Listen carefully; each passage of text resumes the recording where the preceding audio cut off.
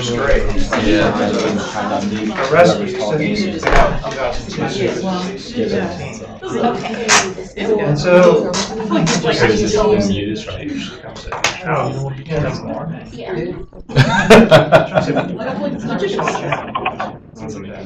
So, well, if you'd like to be so we try to keep them close around the patio, try to keep them in some way out. So it's pretty safe for ours. Oh, really? That's what this is. But anyway. Hi everyone on the phones, thank you for joining us. We'll get started in just a couple more minutes. While we're gathering, can I remind everyone to please put their phones on mute? Whether you're calling in from your computer using WebEx with your headset or if you're using a regular phone. Thank you. The kids, they do tend to isolate themselves. I mean, I was just expecting a way back. That was about it. We were like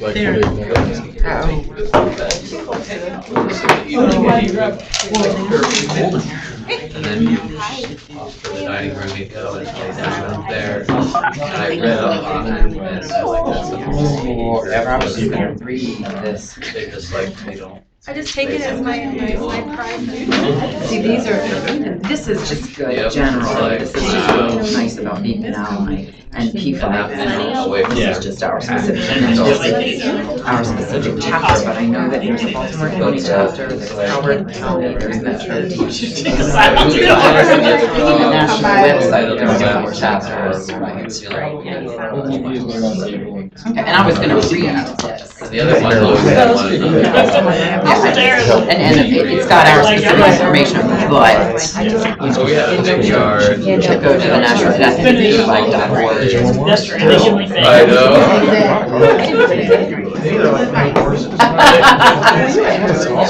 They were big old lugs. I'll be right I back. was good for that. I was Just like, it's like,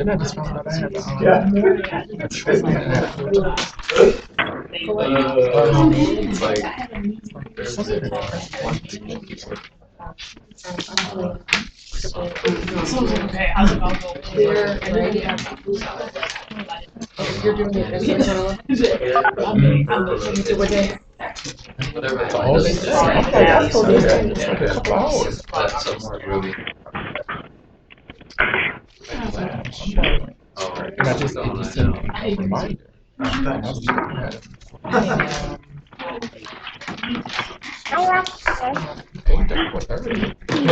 This is eggplant. Meaning eggplant? That's a vegetable. This is a vegetable too. You know what this is?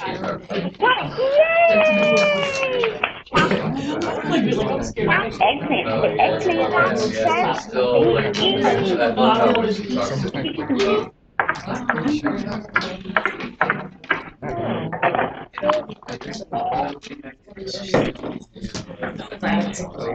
I hope it's like,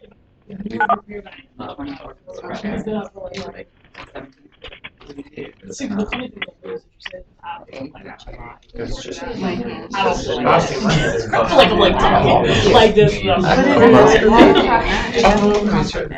Yeah, because when I was town scheduled there, they didn't want to do it in June, it was like, they moved it to July, and then the people in Martinsburg, Jefferson County, Virginia, sort of like the same thing, so they avoid 4th of July weekend. It keeps going.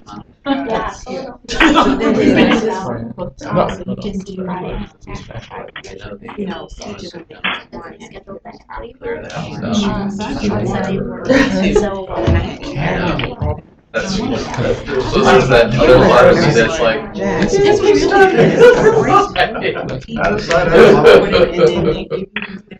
and the rest of it. I'm scared. I'm not really.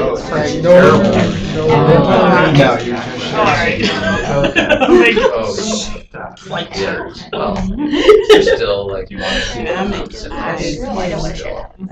It's very salty, so Years. No,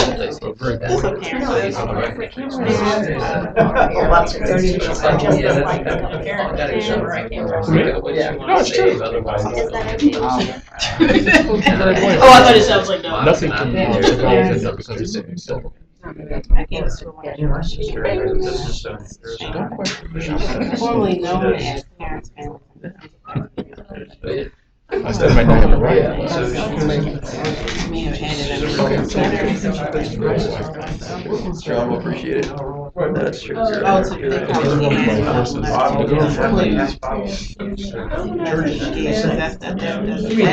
Fiance. No, girlfriend, because they're not getting married. Hi everyone, we're gonna go ahead and get started. Welcome to today's Noon in June, sponsored by CMS Pride. I'm Christina Dragon. I'm the chair of CMS Pride for the 2017 year, brain warp.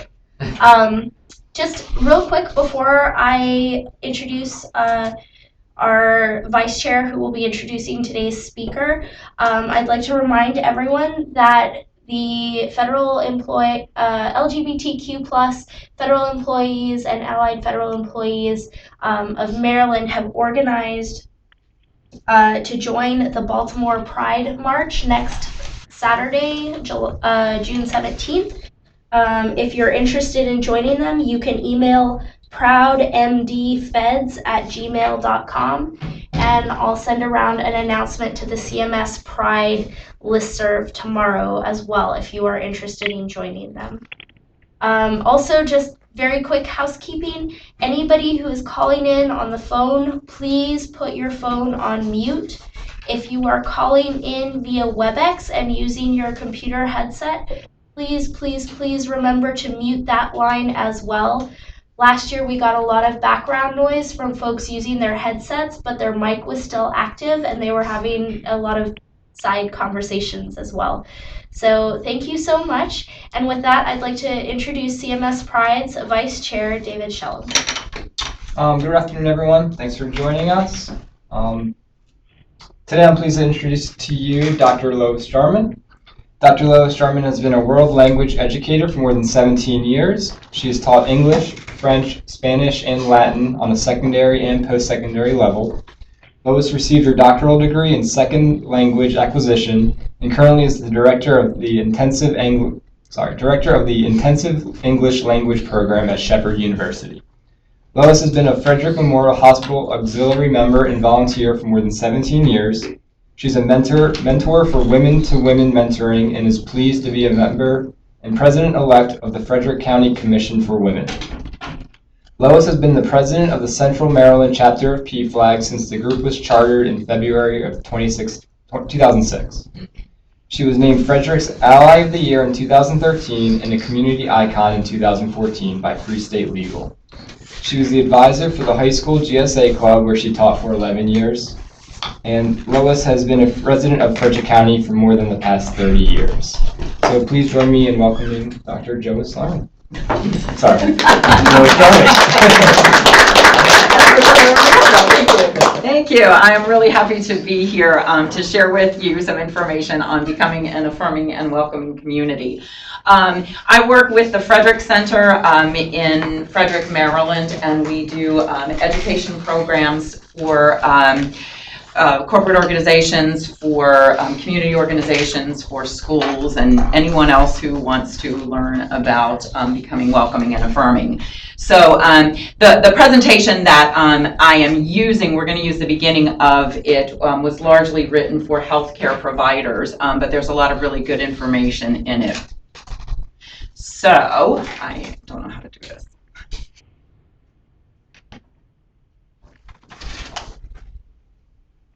There we go. Okay, so the Frederick Center was organized in 2012. It's a nonprofit organization centered in Frederick, Maryland. It provides social activities for members of the LGBTQ community.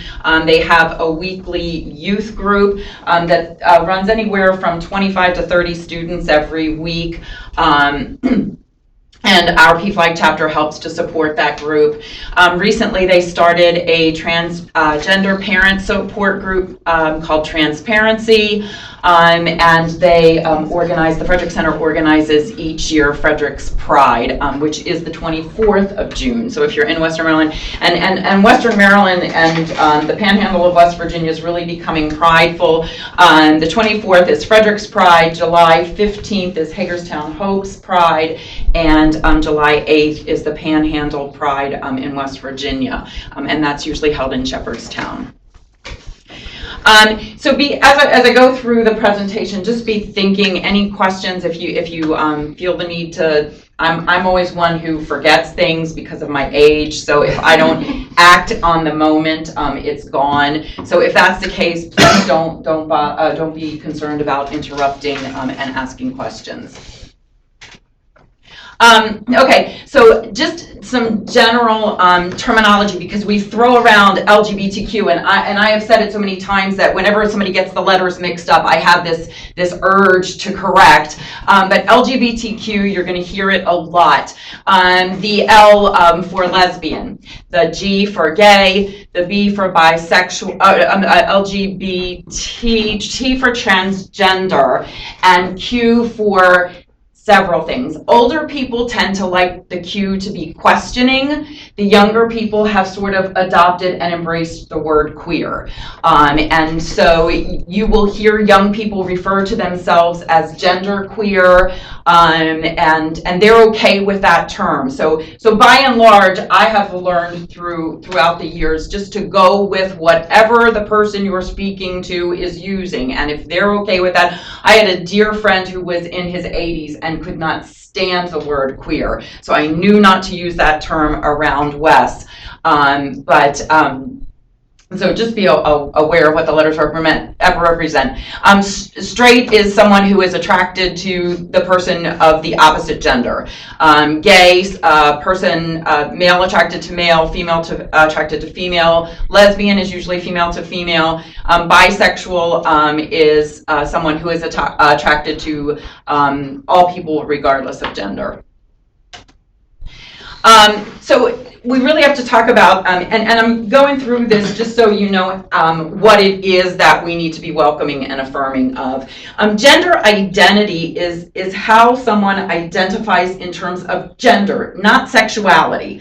And so it's a representation of male or female gender identity. And we've sort of put those at opposite ends, and we've always thought you're male or female.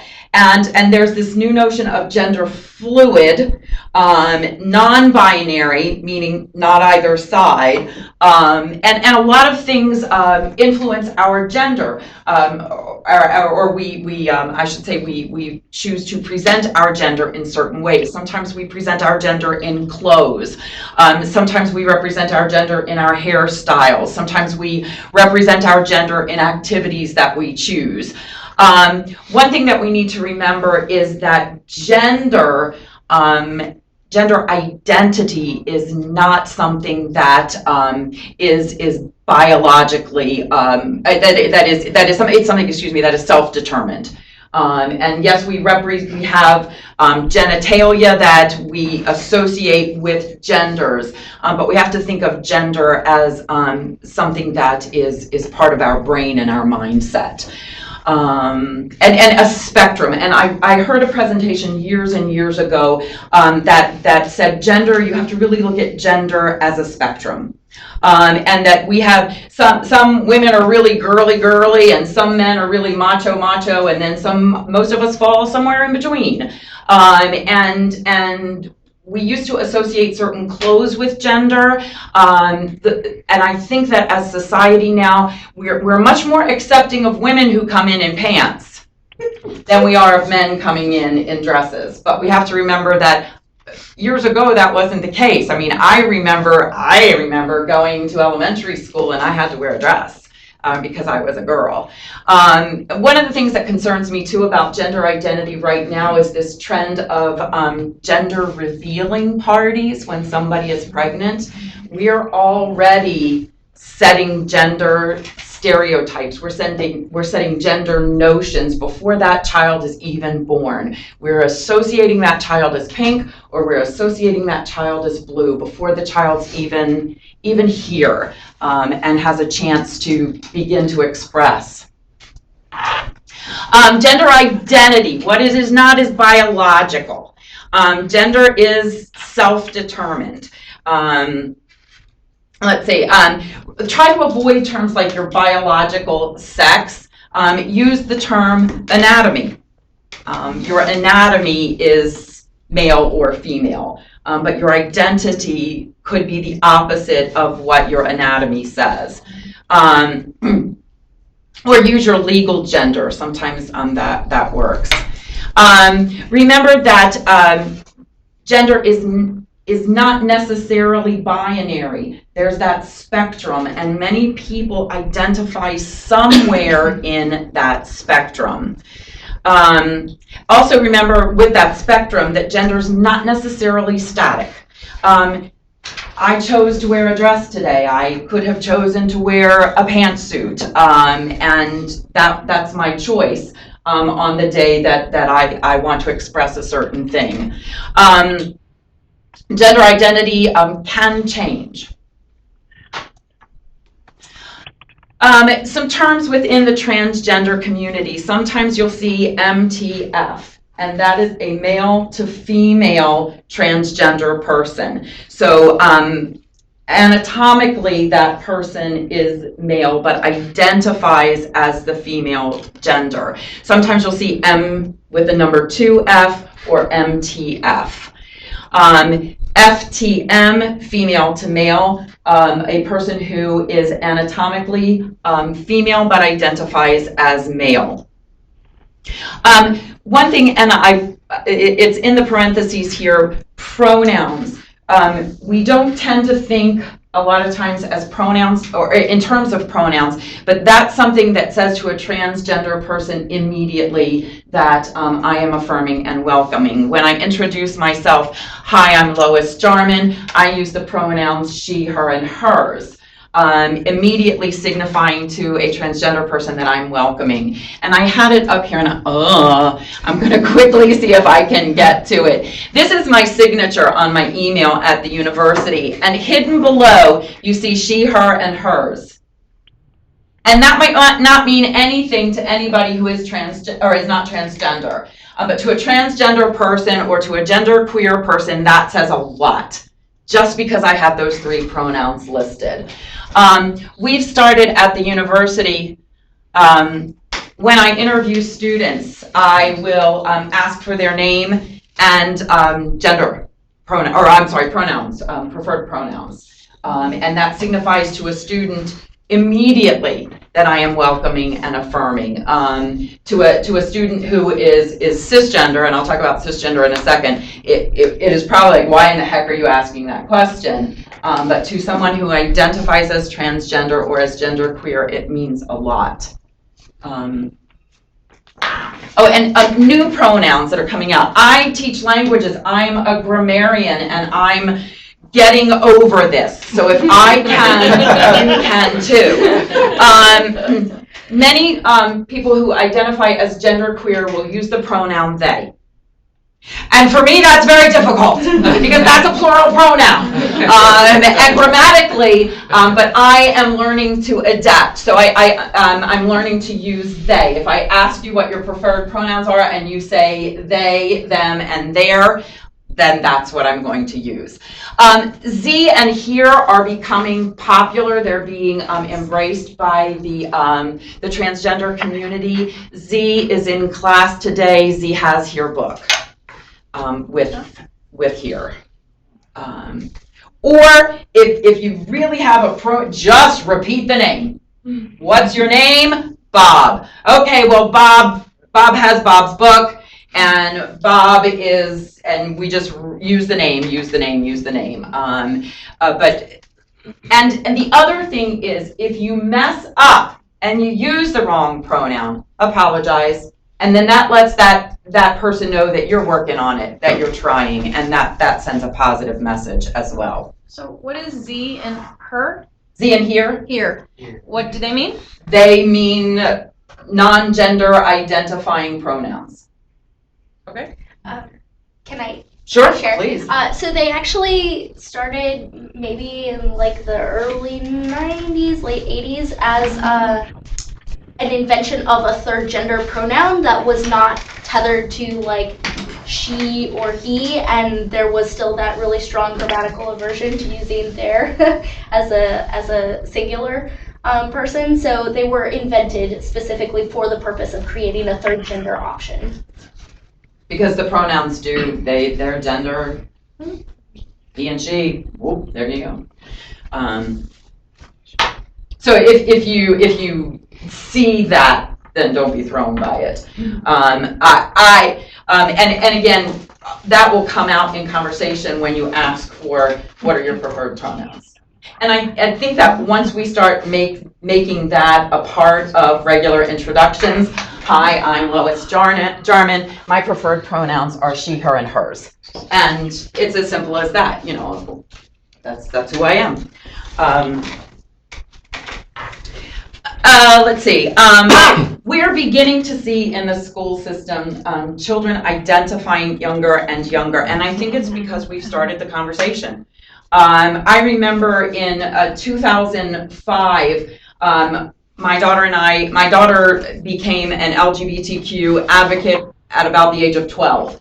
And said, "Mommy, we got to do this." And she's 34 now. And so we're still doing this. And I just lost what. So she became this LGBTQ advocate, and she started raising money, and she went to give it to a PFLAG chapter, and we found that there wasn't one in our area.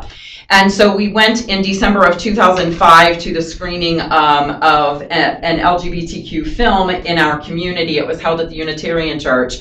And there were about 200 people from the Frederick area.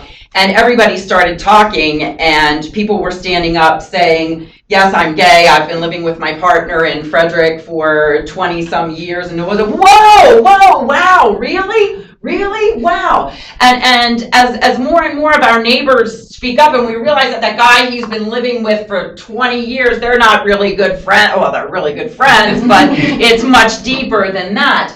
And so we're accepting our neighbors. And I said at that meeting in 2005, I said, gee, if we knew that our neighbors were gay, we would love them because we love our neighbors. I think more and more of our kids are seeing transgender models and saying, that's what I am. I remember when I was at the high school, one of my students said to me, he said, "I always knew deep down inside that I was different from the other boys in my class, but I didn't know what it was until I knew what gay meant. And then it was like, oh, that's what I am." And I think that some of our kids, now that we're talking about what transgender is, are saying, oh, that's what I am. I had a striking experience about 5 or 6 years ago. Actually, probably even longer than that. Time flies the older you get, right? I was teaching at the high school, and I had a young girl join my GSA club, and at GSA she identified as lesbian. And then in 10th grade, she was still coming to GSA.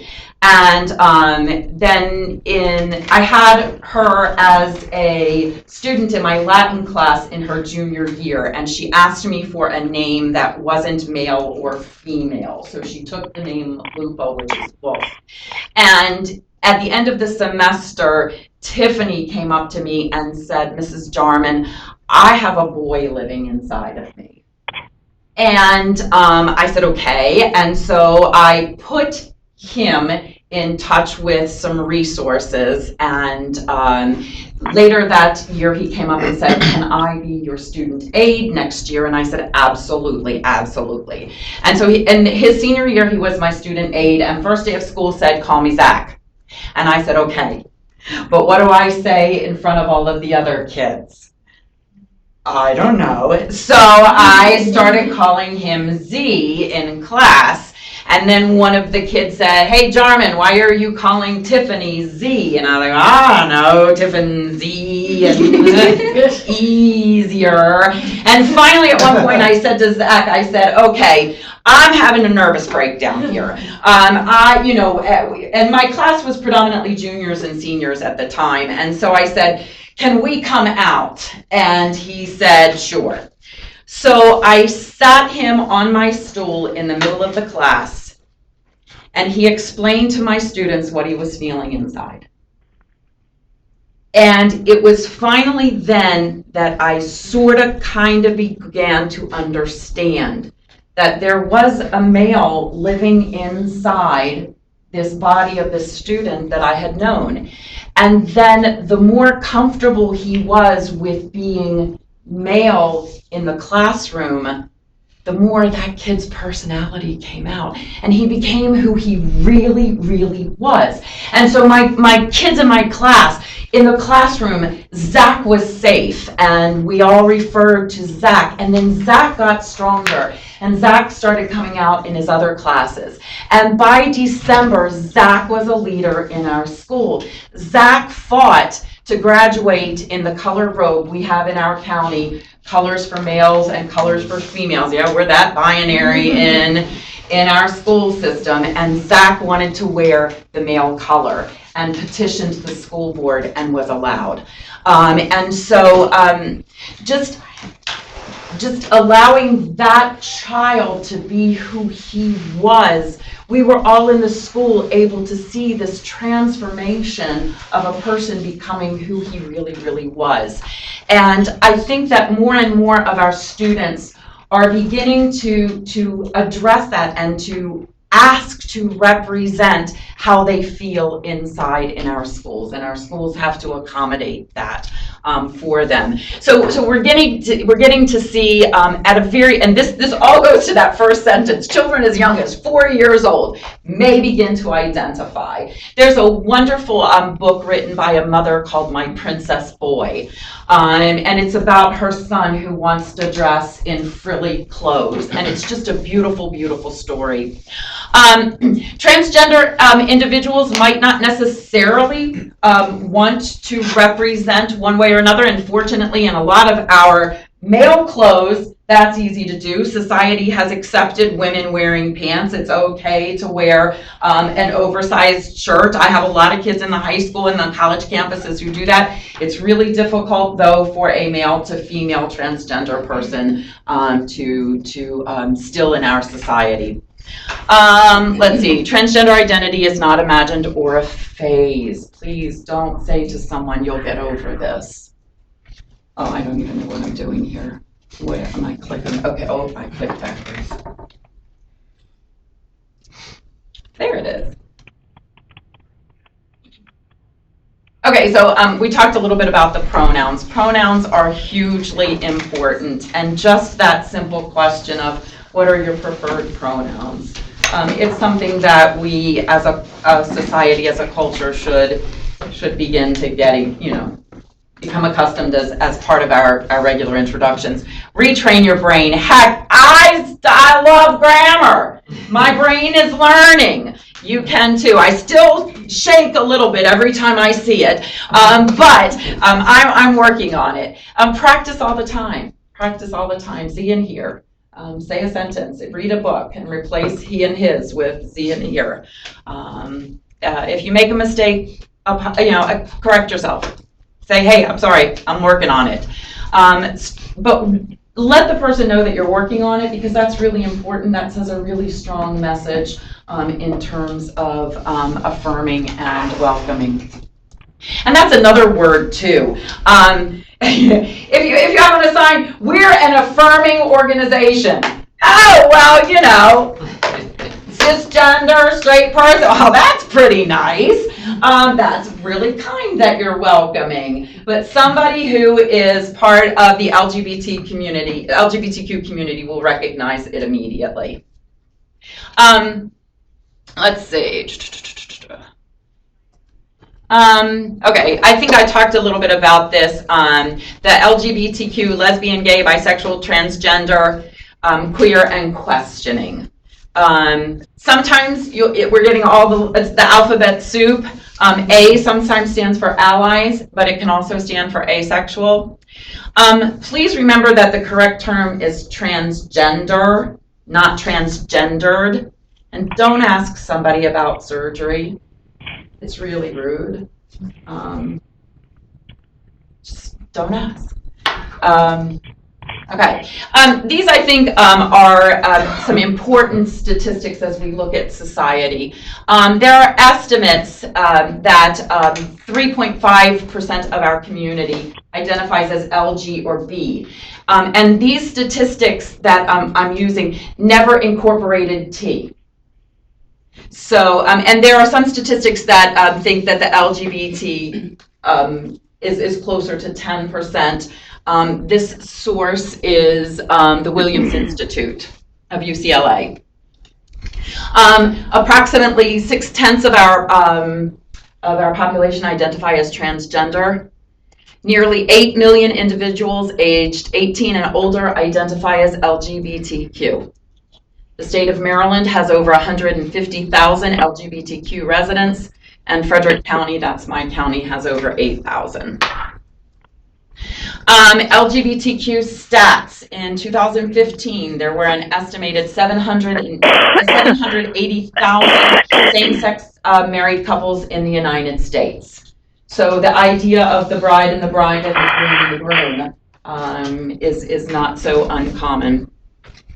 Married same-sex couples live. Can I just remind everybody on the phones to go ahead and put their phones on mute if you have not already done so? Thank you so much. Sorry. Married same-sex couples live in every region of the country. So this idea of becoming welcoming and affirming really needs to be national, and we need to just begin to change the way that we behave in terms of dealing with people. Same-sex couples were raising an estimated 200,000 children under the age of 18. And LGBTQ individuals who are not part of a couple are raising between 1.2 and 2 million children. So many of our children are living in homes where the head of household is either a married same-sex couple or a member of the LGBTQ community. Okay, a lot of the statistics that I'm going to talk about in terms of high school students come from the Maryland Youth Risk Behavior Study. And this study only identified LGB. So we leave the T and the Q out of all of this. In Maryland, 17.7% of LGB youth did not go to school in the past 30 days due to safety fears.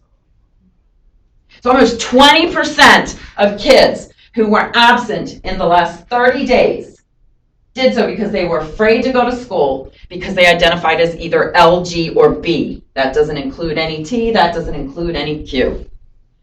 33.6, almost 34% of LGB youth were bullied on school property versus 17.7%, so double the number of kids, LGB kids being bullied. 20.3% of LGB youth were threatened or injured with a weapon on school property versus 7.3% of straight youth or youth who identified as straight. Our trans, and the source of this is from Free State Legal. And this is not the Youth Risk Behavior Study. 81% of our trans youth reported being harassed at some point. 38% reported physical assault. 16% reported sexual violence. And 6% reported harassment so severe that the student had to leave the school. Now what we're trying to do is to change that so that we can begin to talk about the same things that we're talking about today in our schools.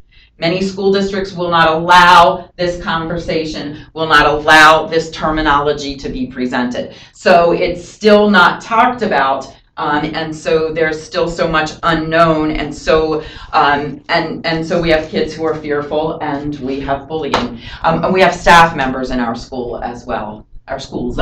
This is from the Youth Risk Behavior Study.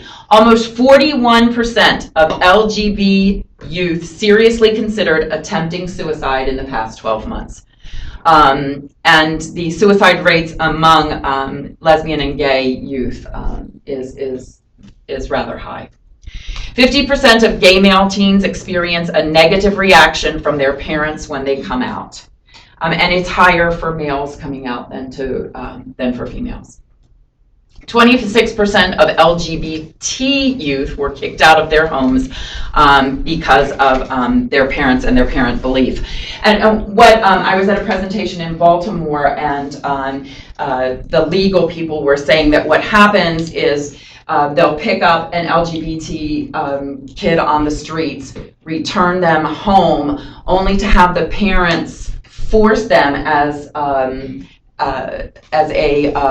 condition for returning into the home that they have to sign that they have renounced this identity, that they no longer identify as lesbian, or they no longer identify as gay, they no longer identify as transgender, and then the parents allow them to come back into the house. Well, what happens? 2 weeks later, the kid identifies again, the kid is kicked out, and they're back on the streets. And so the law representatives were saying that we're in this vicious cycle still because there aren't laws to protect the kids.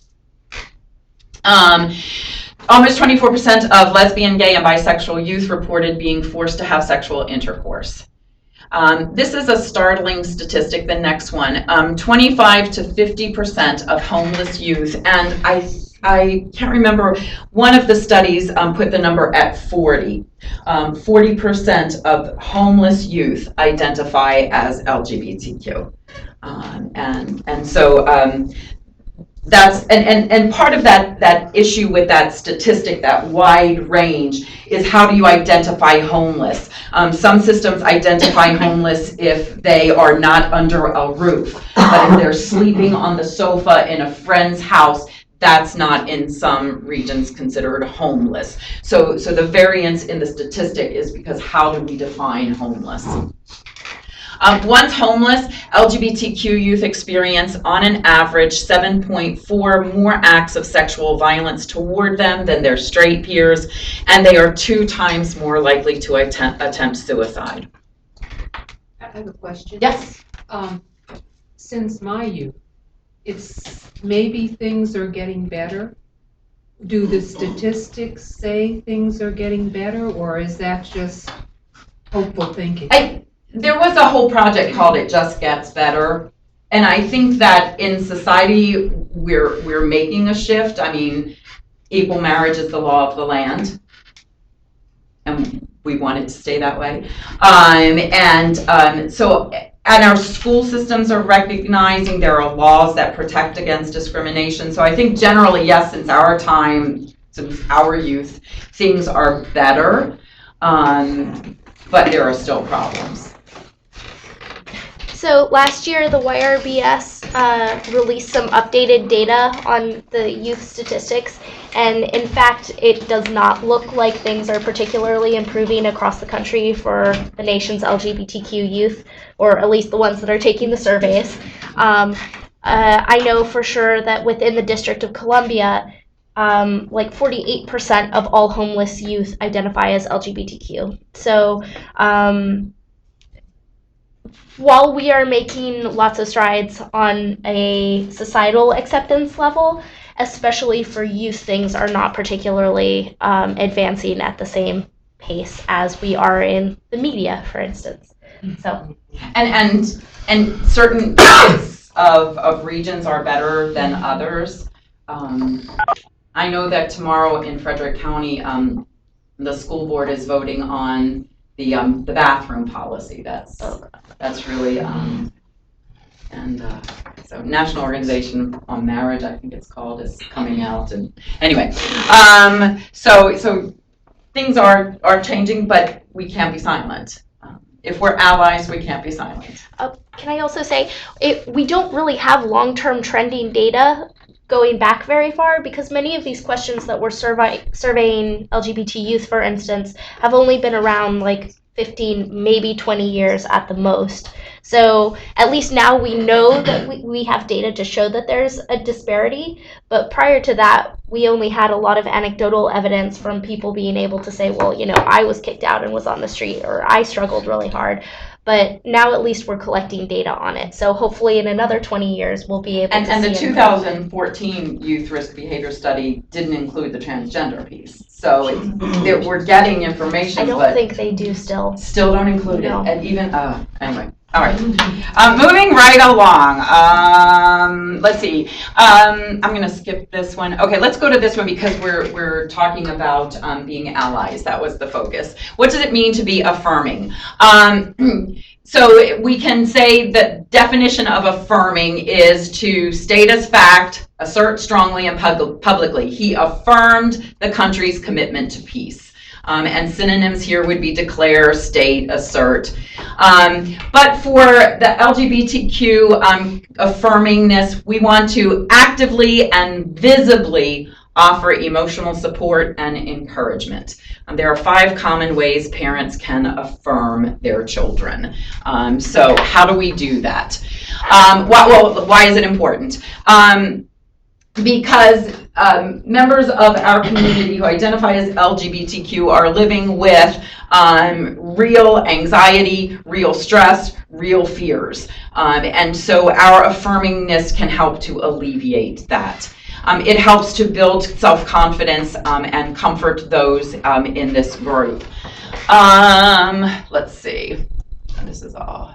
Okay. Okay, so this is getting into the health. I wanted to just go over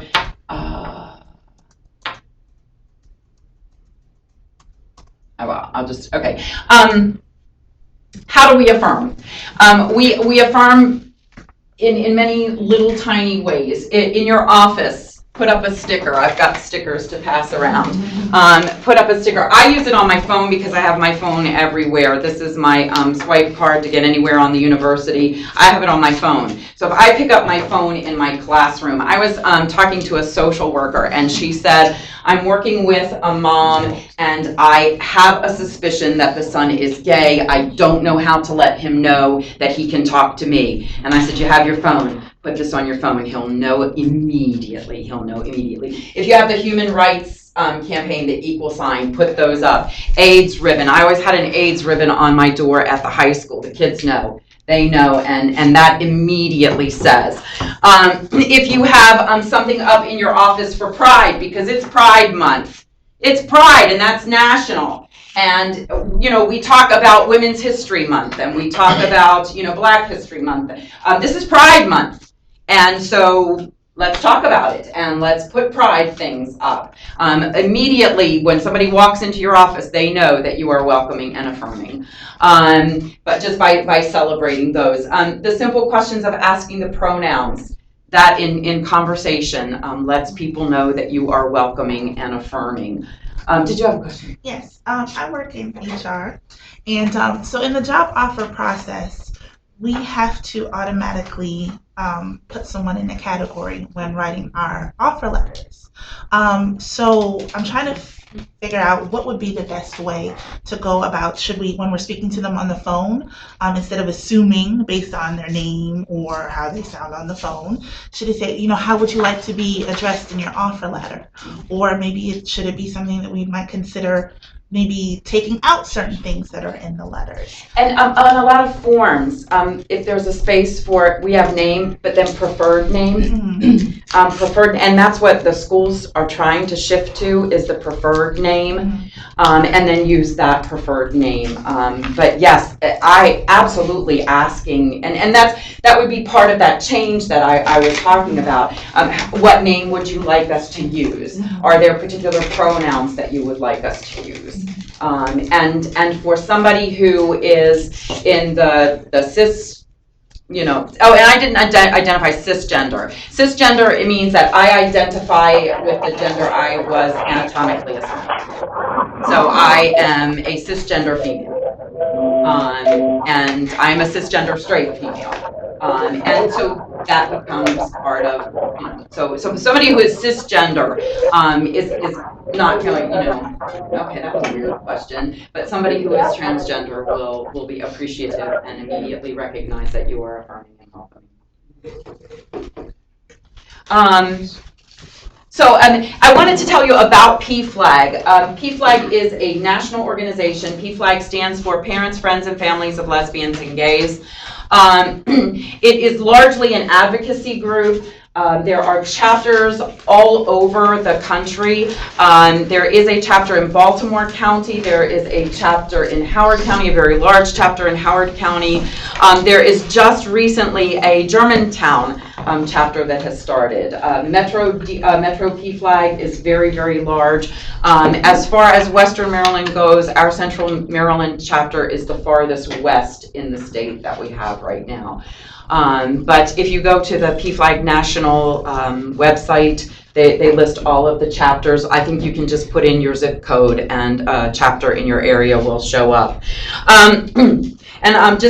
I know that Dave passed some of these out. 10 reasons to join PFLAG: because you have a gay, lesbian, bisexual, transgender, or questioning child or family member; because you want to learn more about LGBT issues of equality and fairness; because you believe in the inherent worth and dignity of every human being; because you may need support for yourself, family member, or friend; because you want to be with like-minded people concerning LGBT issues, and usually they're like-minded concerning other issues too; because you want to be an advocate for the LGBT community; because you want to help make faith communities more welcoming; because you want to work to ensure equal civil rights and protections for LGBT people; because you want to help dispel false and harmful perceptions of LGBT people; because you want to be involved in the education of others concerning matters of sexual orientation, gender identity, and LGBT issues.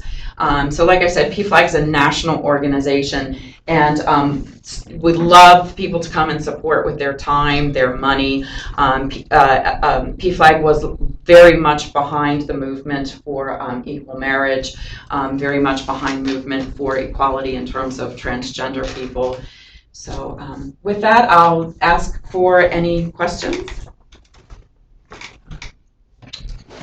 All right, let's start with everybody on the phone. If you have a question, please remember to unmute your phone, and we'll take the first one.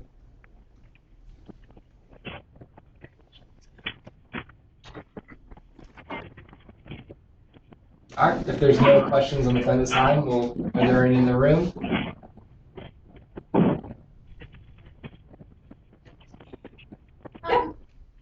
Sorry.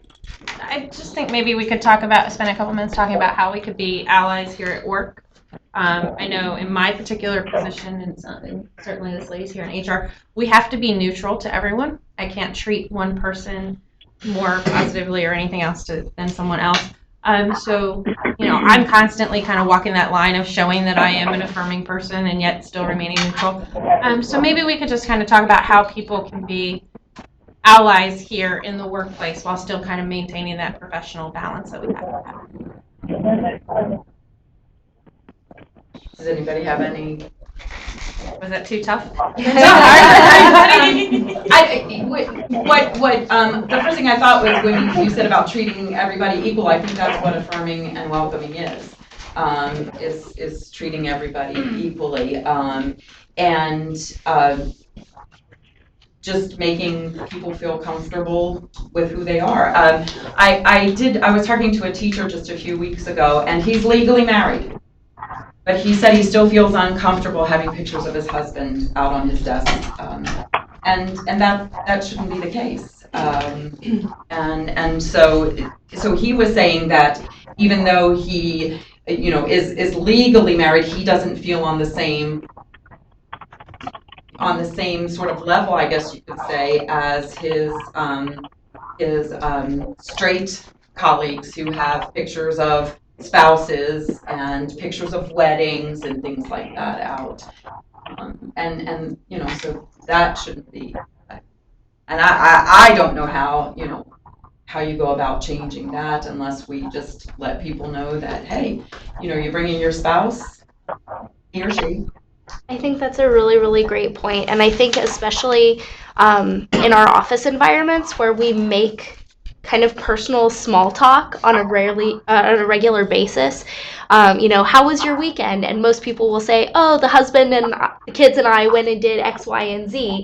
And so one of the ways that we can model good behavior around being an ally is to say, oh, how was your weekend? And if they say, oh, I did blah, blah, blah, if you're curious, like, did you do that alone or did you go with people? You say, oh, did you do that with someone? Or, like, you don't have to always ask about the husband or the wife. Right, you're female. If I came up to you and said, oh, you went? Did you go with your husband? Yeah. Your spouse. Right. I'm gonna just start asking people if they went alone. I've gotten to using the word spouse. Now I just use spouse. Because then there's not an assumption. I think there's something to be said also for those of us who are comfortable having conversations with somebody.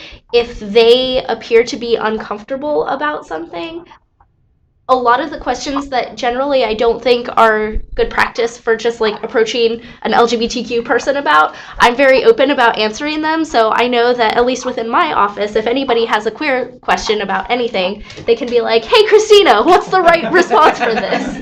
I've also trained all of my older relatives that they should be able to know that if they have any question, they can ask me. And, my aunt calls me every couple of weeks and she'll be like, I saw a trans person on TV.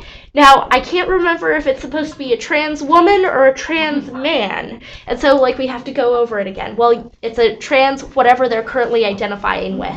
And, you might, if you're actually interacting with them and not just on TV, then you ask them how they want to be identified. Because they could be gender non-conforming. You don't know just based on how they look. And then, of course, my aunt is like, oh, you gotta keep reminding me about this. So, I think for those of us who are comfortable having those kinds of conversations on behalf of those who might not be comfortable having them, we can help make it easier for allies to get educated. And I think one of the most important things that I've learned being a trans ally is that it's my job to be educated about it. I shouldn't expect my trans friends to tell me what I should know or how to respectfully talk to them. So I think you did a really beautiful job of illustrating that, it is our responsibility to show the communities that we're standing in allyship with that it's our job. And I think just saying, hey, your aunt, she's trying, and I think if we're trying, we're moving in the right direction. Jordan? Yeah, to build what you all are saying, I think it also comes down to do no harm. Microaggressions in the workplace are really irritating. And when we witness those microaggressions, speaking up. Would you mind defining microaggressions for everyone? Someone asked me that question yesterday, and I don't know that I have the right definition. I don't know if anyone knows. So I'll take a stab at it. I think it's one of those words that we like to use a lot, and then we rarely ever actually get around to defining it. So microaggressions are small, not particularly obvious, not particularly thought about actions that are taken thoughtlessly, but can over time accumulate to causing a lot of psychological distress for somebody. For instance, if somebody has come out as trans in the workplace and their boss just absent-mindedly does not make an effort to use their appropriate pronouns, those could be considered microaggressions because they're not making the effort to make sure that they are using gender-affirming language. They're not necessarily doing it to be mean, they just don't think it's that important. So it's kind of like being mean through thoughtless or carelessness, I think. Does that seem like a good Yeah, I way of think that's great. explaining it? Much better than what I would have done. It's kind of like mansplaining. Mansplaining's a microaggression. Well, actually. And actually, and in your example of the pronouns, the EEOC has said that's discrimination, whether you intend to do that or not, but just refusing to use the person's preferred pronoun can be discrimination. Yeah, but sometimes it's more it's more subtle, right? Right. Yeah. It's really subtle stuff. And it takes a lot of courage to speak up, but speaking up is what changes the culture of the workplace. I have a perfect example of a microaggression that I dealt with today. So I was walking through, I'm not going to say where, but two employees were talking about rompers, which I'm sure everyone's heard about the romper phenomenon. They're like, oh, I can't even imagine a guy wearing a romper. If I see one, I'm just going to kick him. And I paused for a moment. I was like, actually, you know what? I know we don't know each other, but I bought a romper a couple weeks ago, and I'm proud of that. And his jaw just like dropped. He could not believe. No, I actually do own a romper. And he was speechless. He couldn't get over, he just couldn't believe that I actually caught him on the spot. I wasn't being confrontational, and I also pointed out I wore this out to the club, and I got more compliments and spoken to than any other time in my life. So, anyways, that's a perfect example of, even though he wasn't talking about LGBTQ people, there's undertones to that, right? And having the courage to speak up and to challenge the culture of the workplace so that it is welcoming, and it doesn't, you don't necessarily need to be waving a rainbow. There's subtle ways to be an ally and a supporter to really transform the workplace. So that, to me, that when I think about your question, I think about that. If I were to add on to that, this is actually related to the question I was going to ask. I think oftentimes it comes down to gender norms and the way that we inadvertently are cementing them or choosing not to. So, I would say in the workplace, that might be quote unquote an easier way, right? To think about, okay, well, where are the areas where I'm just assuming that somebody's going to fit cleanly into their gender norm, and I think that happens on a pretty regular basis, in and out of work. But it's a way, I think, to not fall into this area of because I think what you were suggesting is I don't want to necessarily go out to people who identify as LGBTQ and be like, I really welcome you. Preferentially, that's what you're suggesting. So. That's what we call an aggressive ally. No, really, hugs.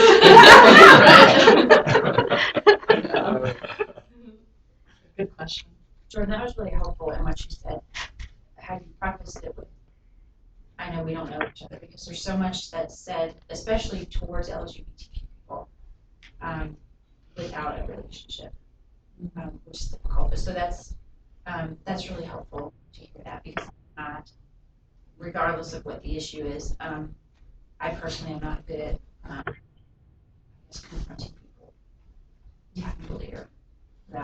So that's helpful to hear. I don't know how much better I am, but but it happens. But I think that what you said or somebody said, just speak up, say something, and that's, they've done all sorts of studies in the schools with bullying, and if an adult doesn't intervene, it keeps going, and so stop and say something. And just one of the things, and there were some beautiful video clips on this too, is the derogatory use of the word gay, and how that still. And we were talking to in some school trainings about how on the male sports field you threw that like a girl is really derogatory, and so just training ourselves to, whoa, wait a minute. I would appreciate if you didn't say that. Stopping it right when it happens.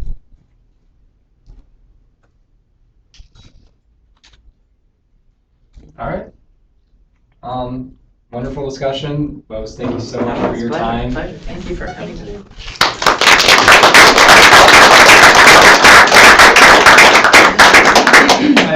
Yeah. Do you want to announce the other days again? Yeah, well, I was gonna do next week.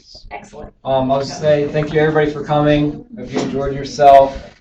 Please join us again next Tuesday at noon. The topic is Aging with Pride, and it will be a panel discussion. Thank you all for joining us. Yeah, thank you.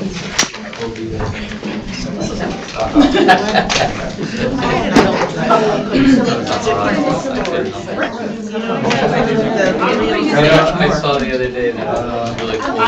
All the people that I work with, that read the I can come to you.